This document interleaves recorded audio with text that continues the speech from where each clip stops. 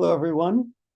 I'm Jeff Finkle, CEO of the Arcview Group, and welcome to our CEO Circle with Edgar Ramon of Fields Cannary. Now, we haven't done one of these in a while, but I really love these because it gives our audience a chance to learn more about the entrepreneurs and innovators driving change in the cannabis industry. So this is going to be a one-on-one interview. We're going to learn about Fields, and we're going to answer the question, what the heck is a cannery? But more important, we're going to learn about Edgar, the man, his story, his uphill battles, his successes and challenges, because quite frankly, we all have them. And that's my favorite part, really.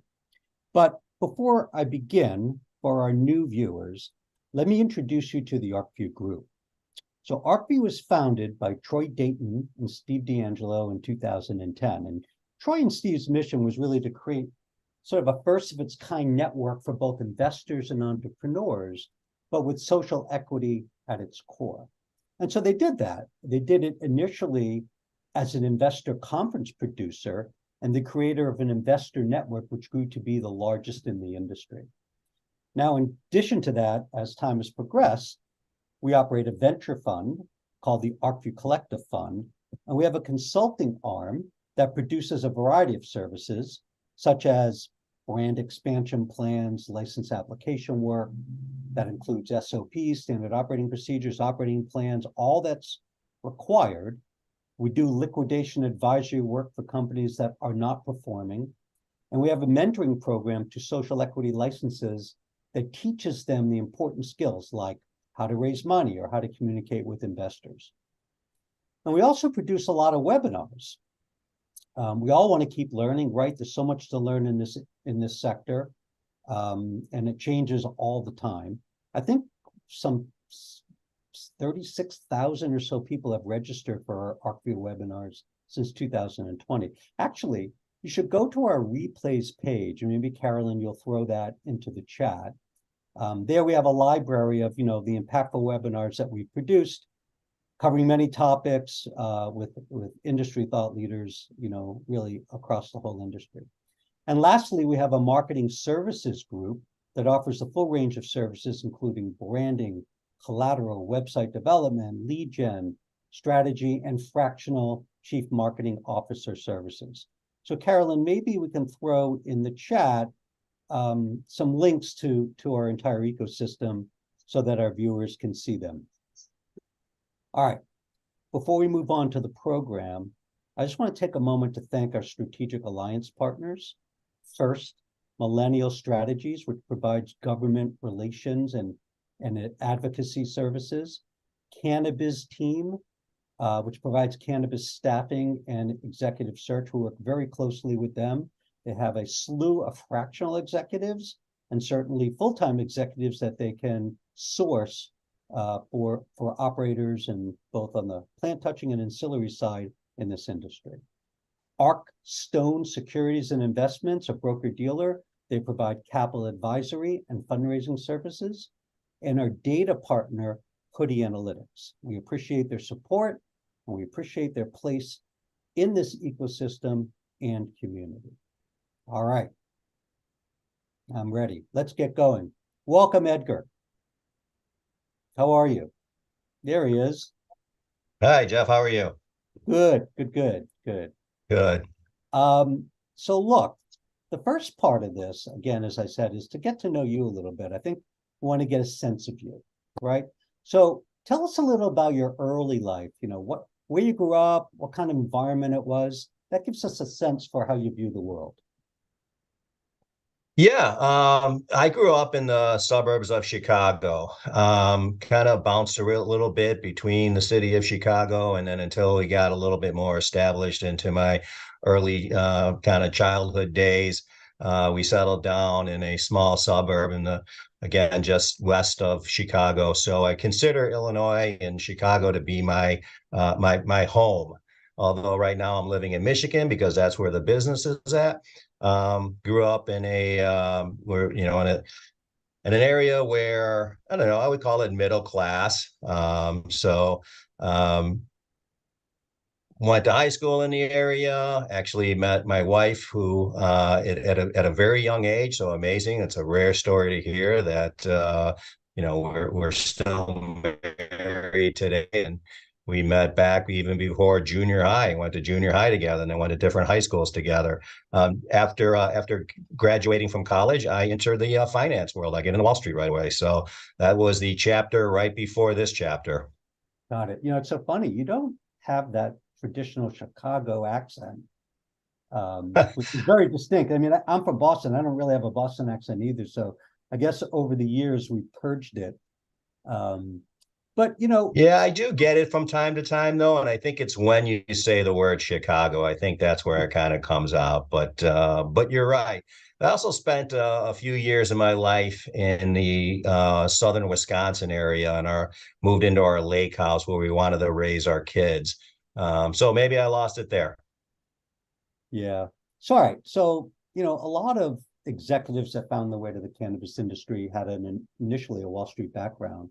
What did you love and what did you hate about Wall Street? Oh boy, I loved a lot. So I spent 25 years in Wall Street, primarily in the derivatives world and primarily in the foreign exchange and interest rate world. So we saw a lot. I mean, we're talking going all the way back to the dot-com bubble, all the way up into the housing crisis. And during that housing crisis is when we really got challenged. And I'll touch on it a little bit here in a minute, but a lot of similarities to what I think the cannabis business is facing, right? Because during the housing crisis, a lot of fingers were pointed at the Wall Street banks and firms in dealing with and operating in a very unregulated kind of space, right? A lot of these derivatives and markets that we were active in weren't regulated at the time. So move forward and legislation decides, well, we've got to regulate these markets. So we have to introduce laws and legislation around how to protect both the consumers as well as the financial institutions in this space. And we passed this huge legislation called Dodd-Frank. And I don't want to bore everybody with it, but I mean, it was just a massive undertaking. So we went from being a very unregulated kind of free for all, wild west type of markets to being one of the heaviest scrutinized, looked at markets in the entire world. But the space was very interesting in a lot of other ways as well. Volatility was there. We were taking an advantage of that.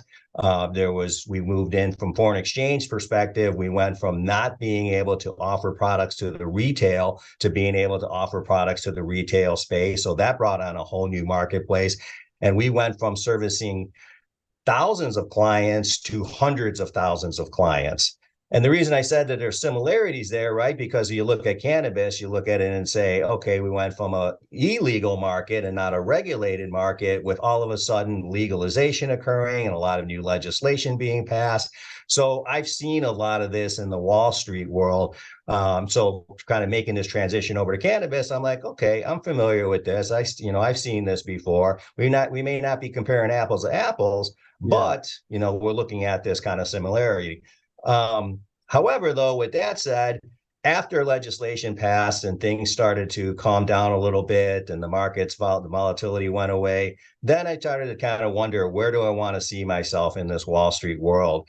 And we were dealing in emerging markets, and these emerging markets have now matured. So they're no longer really there for us to take advantage of the way we used to in the past. So I said, well, what do I want to do now, when I grow up? And I started looking at other emerging markets, and I looked at the gambling space. I looked at the crypto world, but being a fiat currency person, I just felt that wasn't really my space.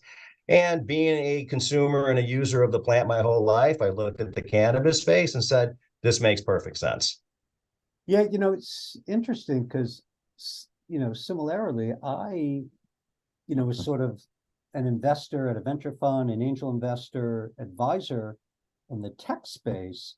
And I was sort of looking also, sort of like you, for an industry or a sector that represented greater growth.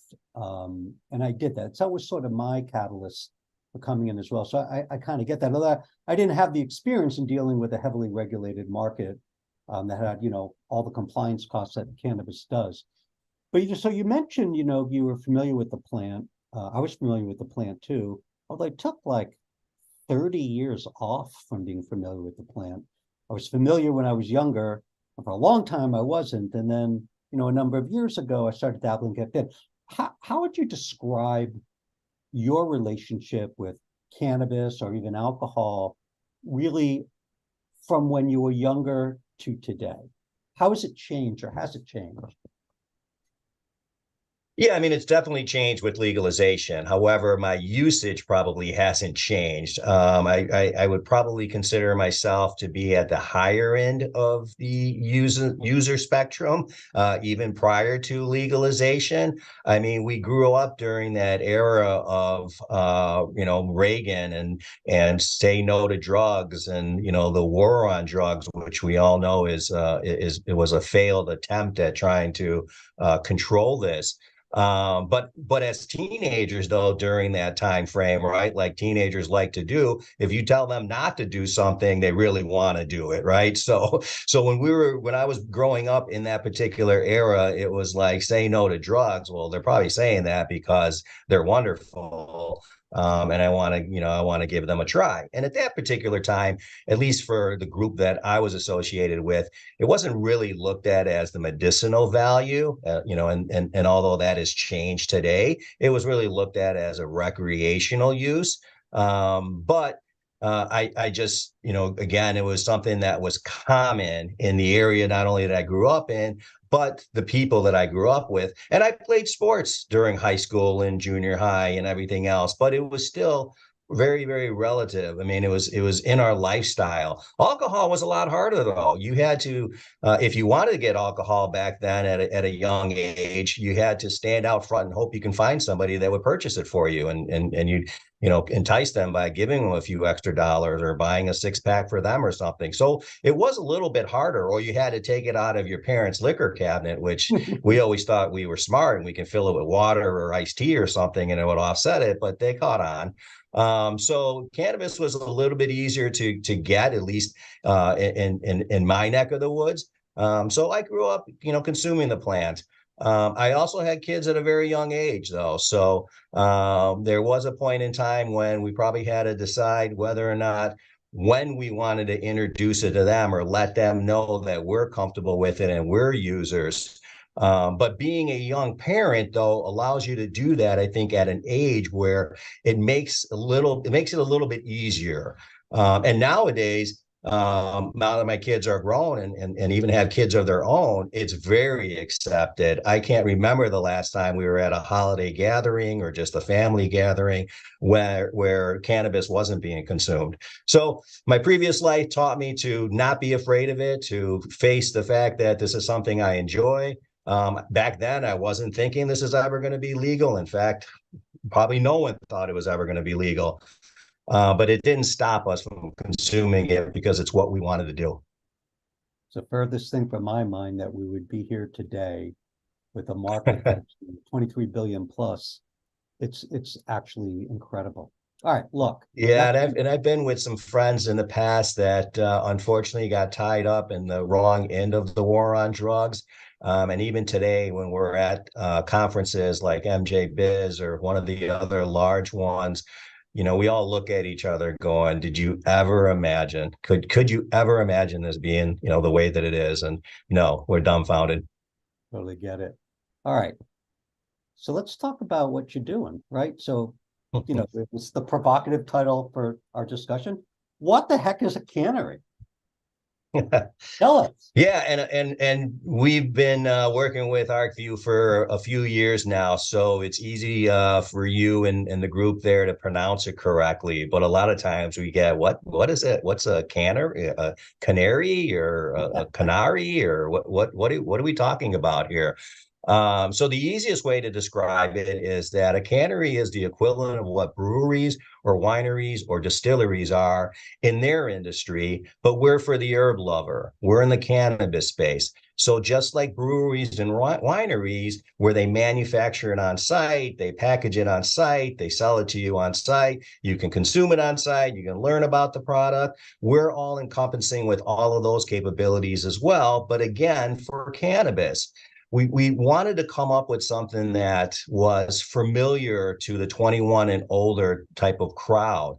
And wineries and breweries have been successful for a very long time. The craft brewery market really did put a dent in the alcohol or brewer space. So we said, well, listen, there should be something equivalent to this in the cannabis space. And it didn't dawn on us until me and my business partner were sitting at a winery, and he's really not a big drinker. So we're sitting there going, well, wouldn't it be nice if you can just light up right now?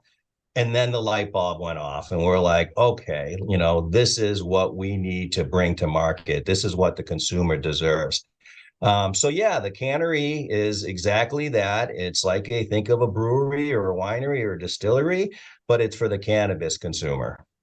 It's funny you say that because I dabble. I mean, most my cannabis use is probably a 5 milligram gummy at 9 o'clock. I take it at 11, I'll never get up and go to the gym, but if I take it at 9, it's kind of perfect. But when I go out, I'm my better social self when I'm drinking. But one of my best friends is allergic to alcohol and all he does is smoke. And think about that incompatibility, right? So we go in. So before the restaurant, he's got to stay out in the car and take a couple of hits. And then his onset time is a little bit different than mine as I'm ordering my tequila. And it creates like a real incompatibility. So it's kind of nice if you can kind of solve for that. And I know you're going to talk a little bit more about that, but I know that you have this big facility and it's in the process of being built.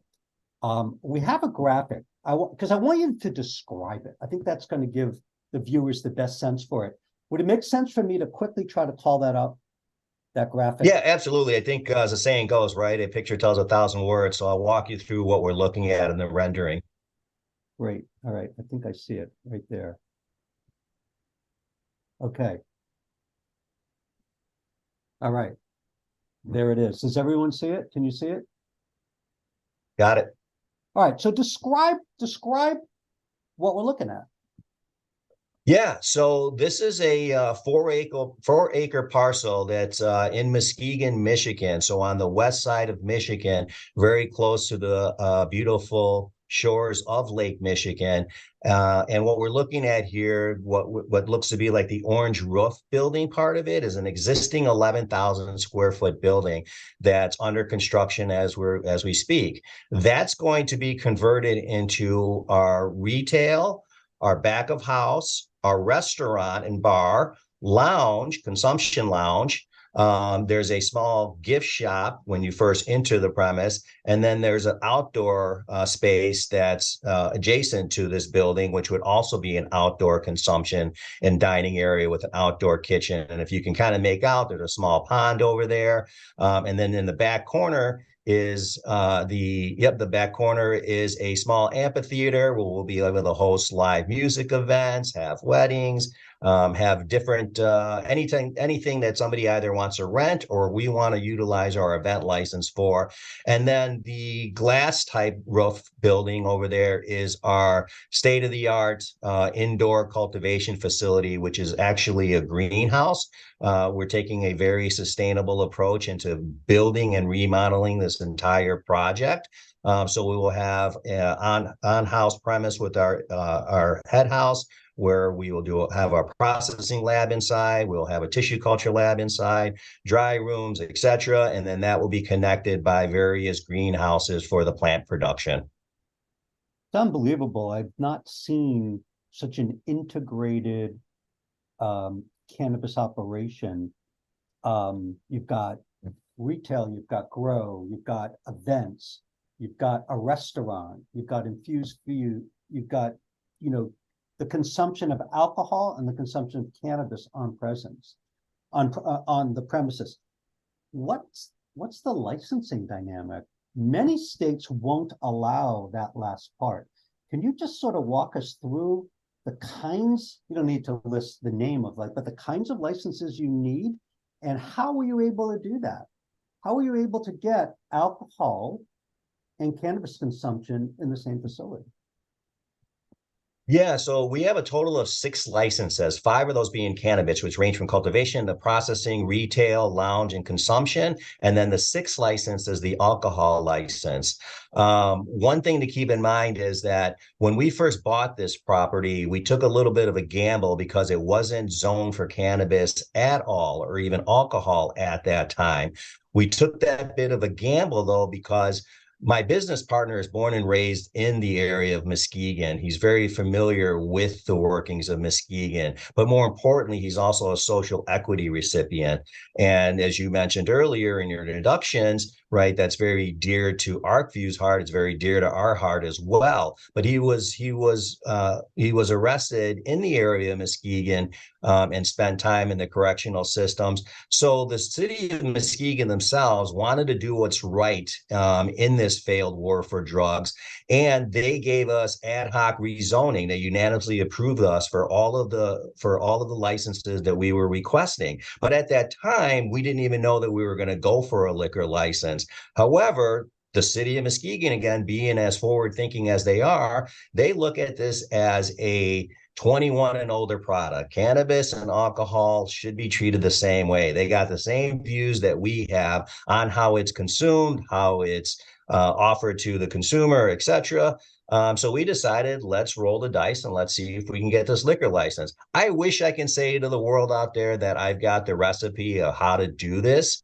But the real ingredient in here that made this happen is both the city of Muskegon and the state of Michigan. We did have to do some type of architectural designs in order to have common ways, hallways, and doorways that separate where liquor sales occur, where cannabis sales occur, et cetera, which we did, and it didn't interrupt anything that we wanted to do or what we want to offer to the consumer. So it was the liquor license was a scary one. It was a bit of a challenge for us. They definitely have a lot of archaic rules in there, or what they want to know where this money came from, and is it old mob money, etc. But at the end of the day, though, we're fortunate to be working with a municipality who, quite frankly, gets it. So our goal is to pull off proof of concept here. And once we have that, the goal then is to replicate this in other markets. So was the need to sort of physically separate the consumption spaces, was that a requirement of the state of Michigan or the municipality? More so the state. The municipality, again, has been very, very friendly and welcoming and team Fields since day one.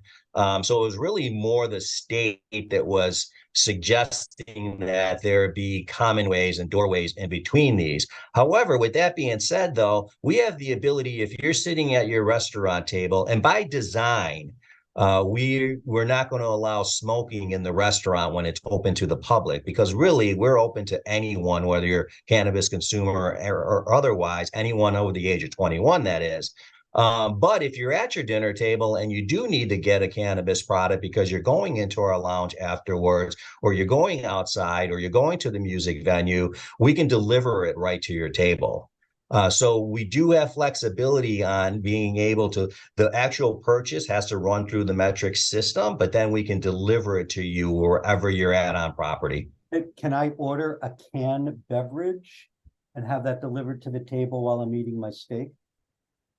Yeah, so our goal is to be able to offer single serving size products, just like you can in alcohol, right? You can order a drink, you can order a shot, you can order a beer. Our goal is to offer single size servings. And with having production on site, a processing lab on site, we'll have the ability to do that. We just have to, it has to be sealed, because it has to arrive to you sealed, unopened, and has to be labeled per the Cannabis Regulatory Association's rules and requirements. And it has to be run through the metric system. But once it's in your hand, it's a packaged good. You can open it and consume it at the table. Got it. Got it. That's so great. It's amazing, really. So have you designed this, if you go into a Whole Foods, the store is deliberately designed to take you down aisles, to expose certain things to you so you don't miss stuff, right? Is there sort of a customer journey when they arrive at your facility? Or is it just sort of, hey, I got a dinner reservation, I'm going to go to, the concert afterwards? Is there a way to walk Well, them? by design, I'm trying to sort of, I'm envisioning I show up, I'm trying to figure out the customer journey. Do you, and sort of as a adjunct to that question, you give a tour of the production facility and the grow? yeah. So for starters, we came up with the name Fields because of our love for plants, not just cannabis plants, plant life in general. So the main decor, the focal point around the entire property will be plant life. We'll be showcasing native plants to Michigan and the Midwest. We'll have walking trails of grass in different areas, outside, indoors. We'll have plants that we've grown on property. But more importantly, though, your first experience in the coming into into Fields will be through a plant shop. There'll be what's considered a gift store, but it really is a plant shop where that will act as two things. One, as our gift shop, where you can purchase the beautiful plants that were either grown on property or were sourced from a local place. But then it'll also act as security to kind of guide you where you need to go. If you're there just to go to our retail, they'll check you in, get you into the retail. If you're there for the lounge or the restaurant, you have a reservation, they'll get you in that way. So the experience we want people to get when they first come on property to the time they leave is an immersive experience of being in a world of beautiful vegetation everywhere in a beautiful field. So that's what they'll expect when they first come in, all the way to the time that they leave. And that's what we want them telling everybody when somebody asks them, what was your experience like at Fields? Great.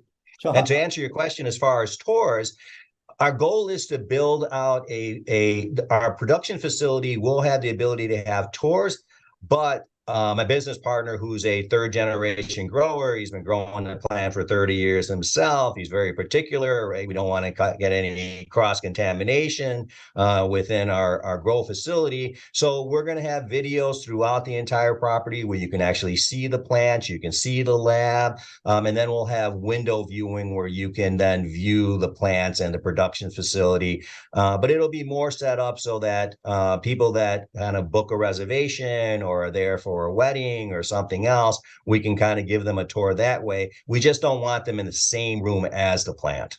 Yeah, understood. Let's kill the graphic for now. Bear with me 1 second. Okay, it's so were you sort of a frequent visitor to breweries or wineries? Was that sort of something that you like to do? I'm trying to understand, like, this is so great. What was your big aha moment?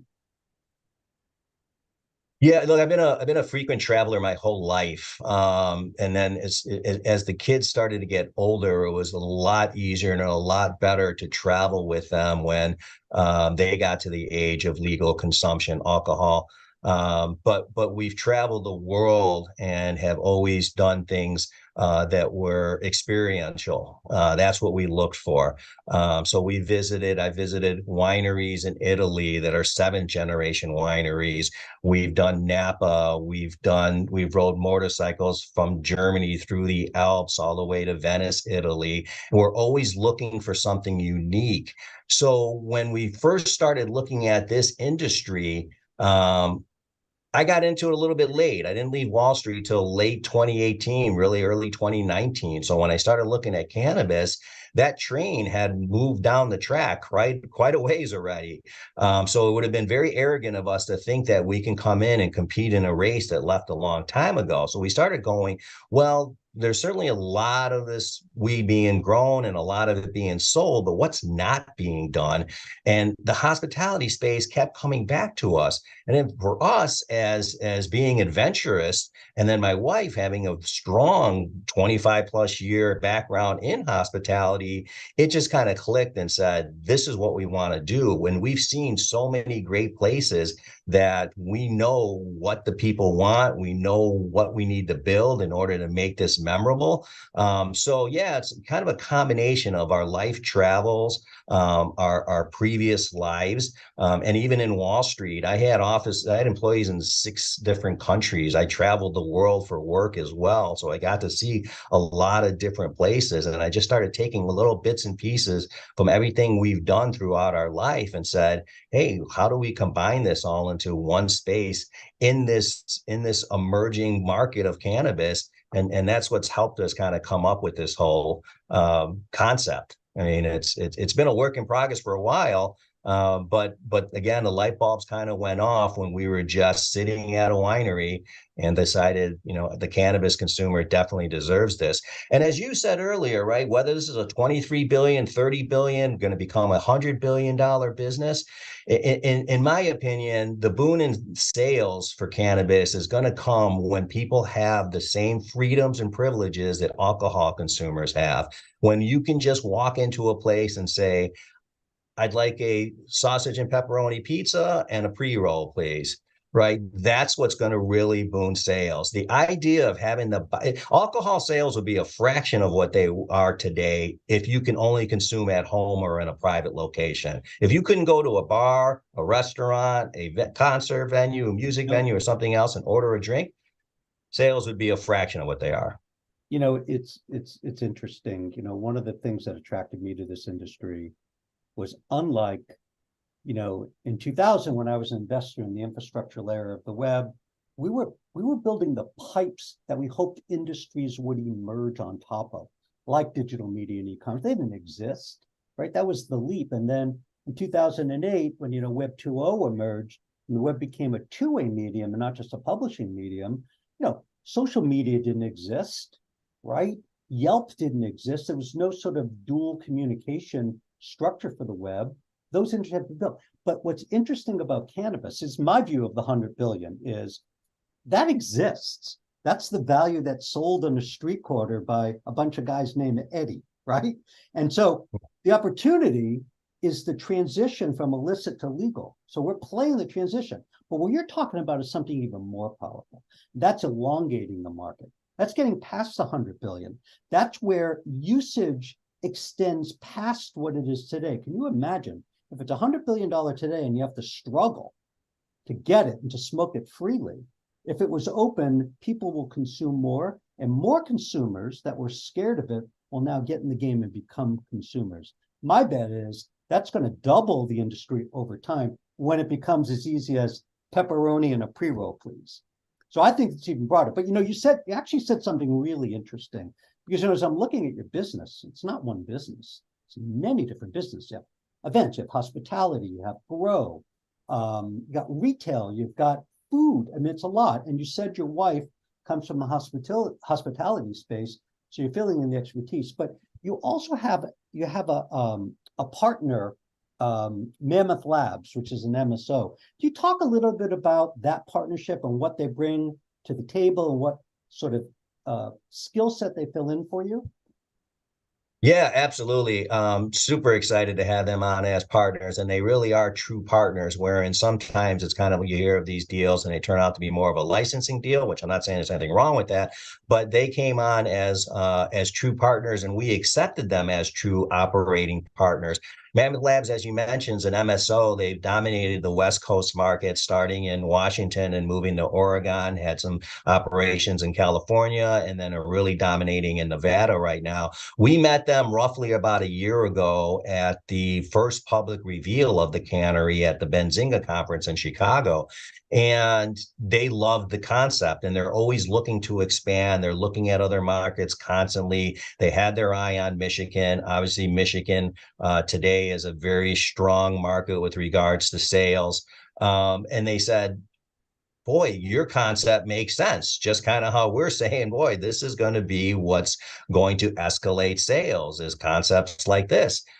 We said to ourselves, well, all the experience that we have, as I mentioned, my partner being a 30-year plus grower, and my wife with her hospitality background, my finance background, none of us have ever worked or owned a licensed cannabis business. We've owned ancillary cannabis businesses, but never the licensed business. So it made perfect sense for us to bring out a partner that's been there for almost a decade, because they were there day one in Washington, have faced the struggles and the hurdles that this industry and these markets have been faced with, right? And have operated and succeeded successfully. And there's different ways to judge success, right? But they're here today still. And that's who we said was, this is what we're going to learn a lot from them. And their core competencies are in the extraction world. They come from a chemistry background. They wanted to use that chemistry background to produce the highest quality products possible. But we said, on top of that, right, you also bring in a lot of other experiences. And quite frankly, I think you learn a lot more from your hurdles and your challenges than you do from like your successes. And they've had those as well. So hopefully they help us get over those a lot quicker, a lot faster, a lot easier. But we knew day one that we needed partners in this particular space. Mammoth Labs was the perfect partner for us. That's great. That's great. So do they have any staff that's going to be at the facility? Yeah, they've already been out to Michigan several times, and we've been actually contemplating co-manufacturing relationships as we speak right now to get the product to market even before we open our doors, a way of already starting to first generate cash flow ahead of our doors opening, but also build brand loyalty, customer loyalty. So they've committed, their staff has committed to helping us in every way possible, from SOPs to training, et cetera. So we don't know if we're going to be moving people over permanently, but their people are available for us at a phone call. And the original founders of Mammoth, when we broke bread together, we just kind of knew that, this is going to be a great partnership. This is going to be a great working relationship. And now we call each other at all hours of the day and night and text each other and everything else. So they're hands-on, which is what we were looking for. Great when it clicks like that. All right. Yeah. So let's sort of parse through some of the unit economics. Have you kind of been thinking about, I'm sure you have, your Wall Street background, and modeled out like what the average consumer spend per visit will be? Can you sort of talk about how you see that happening, and sort of how you just sort of plan for that? Yeah, so we did a lot of work on first of all, we bootstrapped most of this up until the point of where we were kind of really moving in towards the construction phase of it, because we wanted to have something tangible to bring to market before we started discussing it with anybody. So we did a lot of work. We did top-down, up-down type of reviews of projections. We pulled data from multiple different sources, and we worked with Arcview from day one. This is going back to kind of 2020. So we were there, we were there working with you guys hand in hand of looking at what's the average basket spend here, what's the average visit to a dispensary, right? What do the SKUs look like? What does the wholesale prices look like, et cetera, et cetera. We went on and did impact reports of going, where will people travel from? What is the total addressable market, et cetera. And we started looking at all of these things and going, okay, well, quite frankly, the retail experience when you go to a dispensary isn't the greatest. And I guess it depends on where you go, but for the most part, it's about a 15-minute process. You get in, you get out, right? And in Michigan, the average basket spend is around $75 per visit, and then the average visit's about 2 visits per month. Well, we started thinking, what if we kept people on property for hours? Right? What if this is where they celebrated their evening, their night out, their birthday party, right? Or they were being entertained. They had music during their dinner. If we kept them on property for that much longer, what does that average spend turn into? And what does that average visit turn into? And how big does our total addressable market become then? Right? And we started analyzing it that way. while trying to be modest with our projections. We don't want to, overshoot here and be unrealistic, but it really is small changes to those numbers are are a massive change to your net profit margins, right? So when we started looking at it that way, we were like, okay, we're onto something here. And how do we not compete in this in the space of price compression that every single legal market deals with? How do we not compete in the saturation or the wholesale market? Become more direct to consumer, right? So our business model is going to try to be 75% to consumer, 25% wholesale, somewhere in there. We don't know if those will be the exact numbers, but if we can shoot for those and we're somewhere in that range, we'll probably be doing much better than kind of your average retail or your average wholesaler. So Yeah, I mean, that's how we looked at it. And you're selling an experience. You're not just selling a drive by and purchase something quickly. You're selling an experience, which is very different. yeah, and then we also have a very diverse income stream with what you mentioned earlier. This is a conglomerate. We've got the restaurant, we got the liquor sales, we've got the gift shop, right? So we have all of these diversified income streams, but it's also a way to help us mitigate these archaic tax laws that we're still dealing with, what everybody knows as 280E. Right. So we have the ability to help mitigate some of that. In fact, I might be like one of the most expensive restaurant staff people out there in the world, because by design, right, our restaurant should have as many expenses in it that you wouldn't be able to do if you were just a standalone dispensary or otherwise. Understood. Understood. Well, look, fingers crossed for, DEA to embrace HHS recommendation for S3. I think it's going to happen. Can't tell you when, but my guess is before the election. I'm not alone in that, I guess. All right, we've got a lot more to cover. I'm noticing the time. I want to leave a little bit open for questions. So let's maybe go through some of these quickly. One thing I've always thought about in terms of sort of consumption, this is one part of your business, I get it. Consumption lounge for cannabis versus consumption for alcohol. I go out to a bar, I'm probably going to have 3 tequilas, $20, $25. In New York, it's $30, 20, $25 generally. And that's pretty good. But my smoker friend would only grab a joint, a pre-roll. And maybe he would smoke the pre-roll, couple hits later. And that's a lot less money. So what are the relative economics and how do you think about the consumption of alcohol versus the consumption of cannabis on premise? Well, for starters, let me say this, that it's no secret that I think the younger crowd today is not consuming alcohol as much as the older generation, right, has. So they are probably much higher, have much higher tolerance levels and are much bigger cannabis consumers than maybe your friend that you mentioned. So one pre-roll might just not be enough for them. However, for us, though, again, having Mammoth Labs as our partner and having our production facility on site, we can deliver products like a flight of dabs, right? So that somebody has the experience of being able to try multiple different products. So if they wanted to try a 1 dab of rosin, a dab of resin, a dab of batter, or something else, right, they can order a flight of those. Right. We also have the ability to produce custom and tailor-made products to people like the canna-curious that isn't a high consumer, but wants to do something in a more low dosed and longer spanning, like a drink that they can sip on for a while. But having our food, our restaurant associated with it, though, it doesn't come alone with just ordering a pre-roll or just ordering a flight of dabs. Give you an example, right? You may want to come to our property and we're hosting, Pizza on the Farm this weekend, right? You're going to order a pizza, you're going to order some drinks to take the pizza down with you, and then you're going to order your cannabis products with you.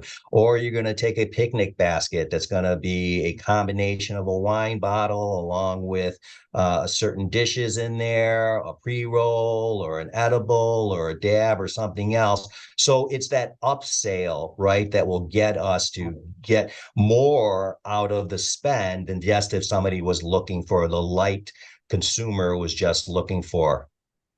Got it.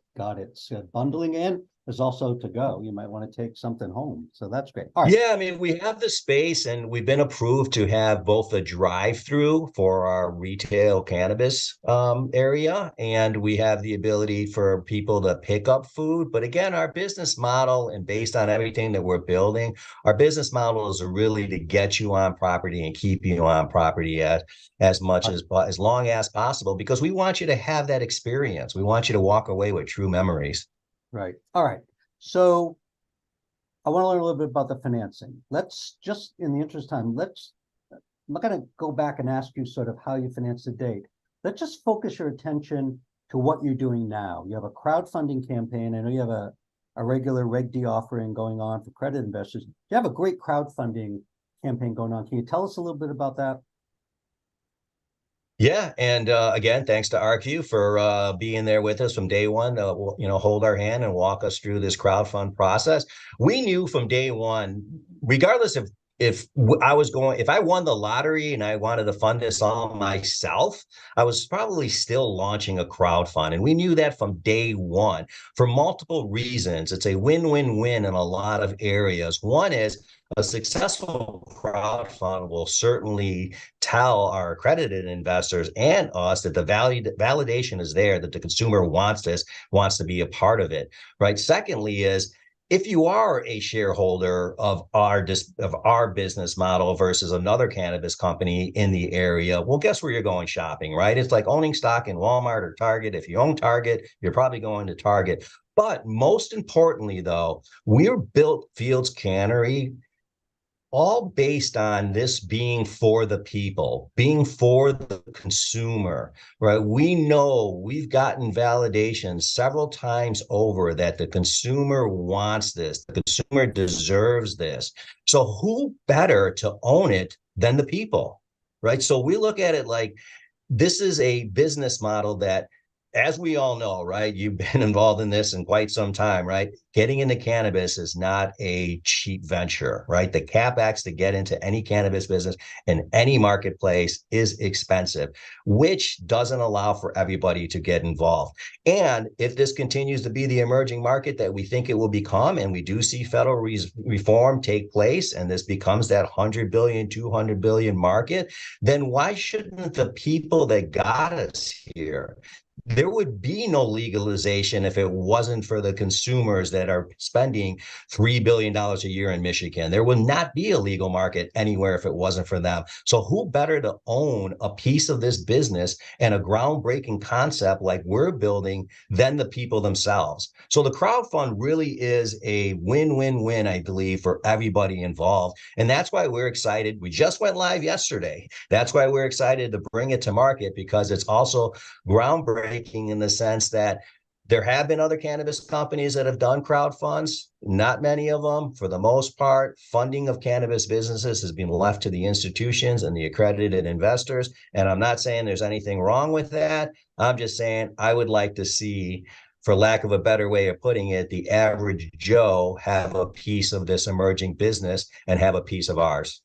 There's just no question you're creating fans, and fans become investors. This is, we said this when we first met, this is so uniquely suited for that financing method. People want to feel ownership when they visit. So certainly you're going to have interest nationwide, I believe. You have a lot of interest locally too, I think, in Michigan, where people come. Is there any sort of a cannabis club or sort of elite membership that investigates? So 2 questions. That's the first one. Second question, what's the minimum amount that people can invest on the crowdfunding site, and what are the parameters, if any? Yeah, so the first question is, yes, we've built what we call our owners club. So anybody that invests becomes part of the owners club. Based on the amount you invest, gets you different bonuses and perks. Some can be just discounted shopping at any of our businesses at the cannery, right? All the way up to additional perks for VIP services, etc. So yes, everybody that's investing is becoming part of that owners club. And sorry, the second question was. The second question, what's the minimum amount? Oh, what's the minimum? Sorry, yeah, $200 around who can invest. Yes, $200. So we're offering equity at $2 a share with a minimum of 100 shares sold. again, because we want anyone to be able to make this investment and become part of the owners club. Great. So with that, let me invite Carolyn on. Carolyn, certainly make sure, oh, Edgar, because we're broadcasting this also on LinkedIn and other social platforms. They can't see some of the things you put in the chat. So tell us what the link is. Speak what the link is so everybody can hear it so they can visit your site. Yeah, everybody can go to Fields Cannary, and Canary is CANNARY.com. There will be more information about the business, the project itself, the stage that we're in, as well as information on how to invest and everything out there. And it's automated. You go walk right through the portal, go through the steps, put in your payment process that way. And in a few minutes later, you are a part owner of Fields Cannary. I can put it on my credit card. You can put it on your credit card. Absolutely. Absolutely. That's good. Yes. All right. So Carolyn, I think you have a poll that you want to put up. I know that we also want to address questions from any of the viewers. That's right. So We're just going to pop up this poll real quick for those that want to participate in that. Just a few questions there. But we have had a great exchange in chat. So a lot of great comments, very complimentary, great response, as we usually hear from the concept of Fields Cannery once it starts getting explained. And again, just to say, to Edgar and the team, it's been incredible to support you guys. Edgar and I have been talking for a long time. I think we're 2 years in and, been a fan ever since. And I still remember you telling the story of like how much Jim Belushi loved it as soon as he saw it at Benzinga, and big fan of Jim Belushi too. So it was a win-win-win-win there. Couple key questions that I don't think that we got answered along the way. One is a little bit about the manufacturing and processing on site. That was from Mary. Yeah, so our production facility inside of our head house is what it's called. We'll have a full both solventless and solvent lab in there to produce any processed product possible. I think because of Mammoth Labs, delivery of award-winning products, they're very particular on what they produce and what type of SKUs they produce. So we're going to allow them to kind of lead that for us. But again, on site, we will have a full production lab. Yep. Yeah, very exciting as part of the entire property, 4-acre property. Okay, great. One other question that was popular and that we talked about really early on too is the idea of Fields Cannery concept being replicated in other states. So whether that be a franchise opportunity or, more owner properties. So a few people have asked about that.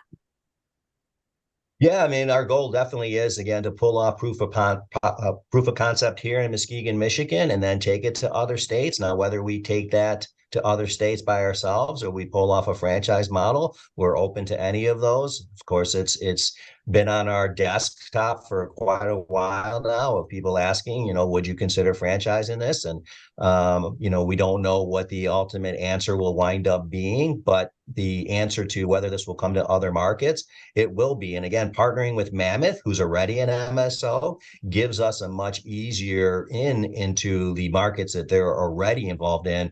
I don't know that those will be the next ones, but we definitely want to see these in as many markets as possible. And I think it would be a good idea, because so many people ask that same question, is when you go to the fieldscannery.com site and you complete the form, maybe you should start a running list of interested areas, because I have a feeling it will be a nice collection when you're ready to do that. Couple great comments from Willie. Love the idea of adding a spa to it, which of course any woman especially loves that idea. And then infused meals for the restaurant. Those were a couple great ideas shared in the chat. Yeah, we love the spa idea. Unfortunately, though, we had to determine how best to use every single square foot of this 4-acre property. So there's only so much you can squeeze in there. So we thought that, this was the best design for it. However, as far as other type of activities, like, we do plan on having elevated yoga, right? We have the space for that. We'll be building out the beautiful gardens where that can take place. We've been interviewed already, and we've been asked about weddings and been published in different articles about, would you host cannabis weddings? Of course, things like, the area of Muskegon and Michigan itself holds a lot of cannabis events all year round. So we'll be holding events on our property as well as in other locations of Michigan, but then hosting potentially the pre and after party for some of these events.